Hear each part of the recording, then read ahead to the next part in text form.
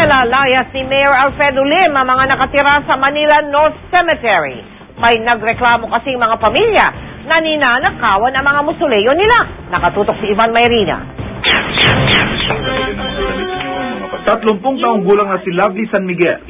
Buong buhay niya, dito na umikot sa Manila North Cemetery. Dito nagkakilala ang kanyang mga magulang. Dito siya pinanganak at dito na rin siya nagkapamilya. Ang kanyang tiyahin, caretaker dito ng isang musuleyo. Ang kapatid naman niya, tindera. Siyempre, hindi naman po habang buhay dito namin palalakin yung mga anak namin. May pangarap din naman po kami kahit taga rito. Pero sa paglipas ng mga taon, dumami na raw ang mga squatters sa sementeryo.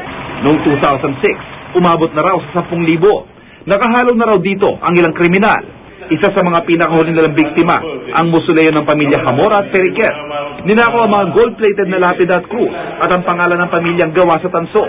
Hindi pinalampas, maging ang lababo sa banyo. Talagang nabastos, talagang nilapastangan mga sagrado ginagalang namin yung magulang namin tapos gano'n na. Dahil sa mga ganitong reklamo, agad iniutos ni Mayor Fred Lim ang pagpapalaya sa mga namumuhay sa gitna ng mga patay. RIP, di ba? Rest in peace, yung mga kaluluwa ron. Paano matatahimik yung mga patay natin doon? Kung nagiinuman doon. O kaya, kung ano-anong criminal activities ang ginagawa. Malapit kasing takbuhan nila kung sakasakali makakomit ng crime at tatakbo sila. At walang mag-aakala na doon sila magtatago kasi ang buong akala natin, ang simpleng mamayan, ang North Cemetery para sa patay. Ilang itinayong bahay at tindahan sa sementeryo ang sinimulan ng gibain.